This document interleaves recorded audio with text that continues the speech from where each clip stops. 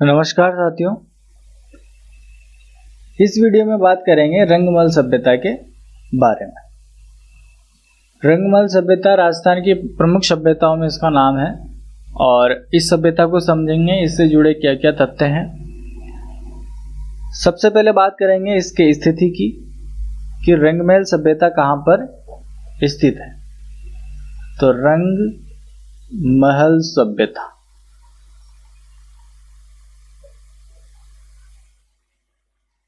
रंगमहल सभ्यता की स्थिति की बात करें तो ये राजस्थान के हनुमानगढ़ जिले में स्थित है। कौन सा जिला पड़ता है? हनुमानगढ़।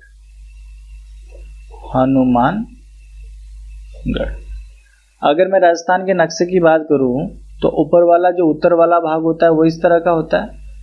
ठीक है, इस तरह का कुछ राजस्थान का नक्शा है।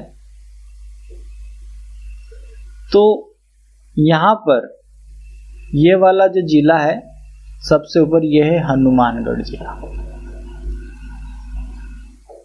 और इधर है गंगानगर जिला। तो हनुमानगढ़ जिले में ये सभ्यता पाई जाती है और हनुमानगढ़ जिले में जो नदी बहती है जिसके किनारे ये मिलती है वह है घग्गर नदी। कौन सी नदी, किस नदी के किनारे बसी हुई है? नदी है घग्गर नदी। जिसके और उपनाम की बात करें तो और दूसरा नाम इसका मिलता है सरस्वती नदी, घग्गर या फिर सरस्वती नदी। और भी नाम है मृत नदी, नट नदी।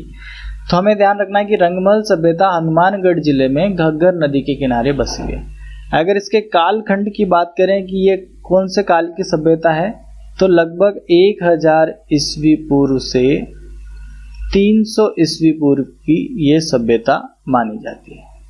कार्बन सी पद्धति के अनुसार, कार्बन सी पद्धति के अनुसार, कार्बन सी पद्धति या कार्बन डेटिंग पद्धति इसको कहते हैं, जिससे किसी भी वस्तु या फिर किसी भी साक्ष्य का जो कालखंड है वो पता कर सकते हैं कि ये कब का है। और यहाँ पे क्या महत्वपूर्ण चीजें है जो हमें ध्यान रखनी है। यहाँ पर महत्वपूर्ण चीज ये है कि ये सिंधु सभ्यता के अवशेष यहाँ से मिले हैं। सिंधु सभ्यता के अवशेष प्राप्त होते हैं।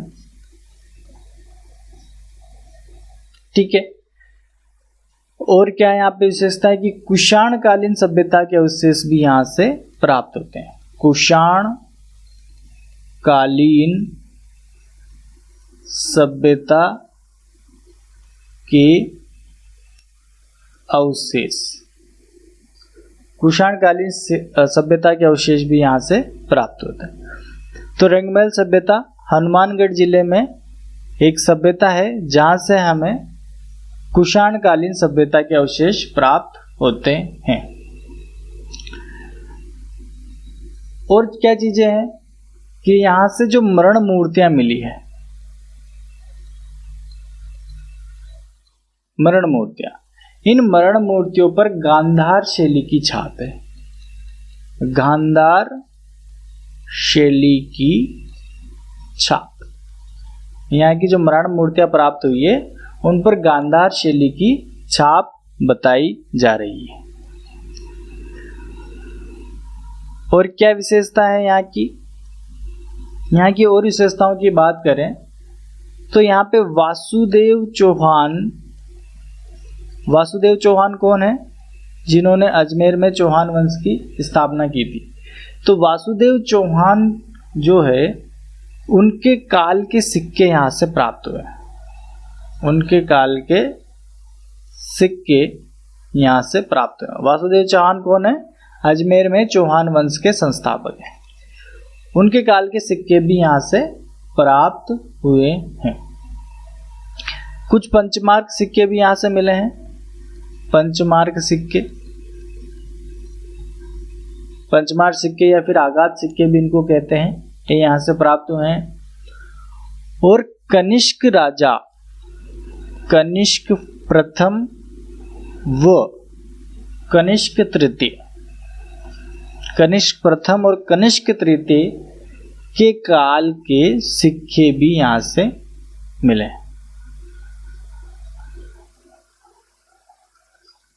ठीक है, तो ये यहाँ पर महत्वपूर्ण चीजें जो अपन ने देख ली कि रंगमहल सभ्यता हनुमानगढ़ जिले में है, घग्गर नदी के किनारे है, जिसको सरस्वती नदी, नट नदी, मृत नदी और दृश्यवती नदी भी कहते हैं।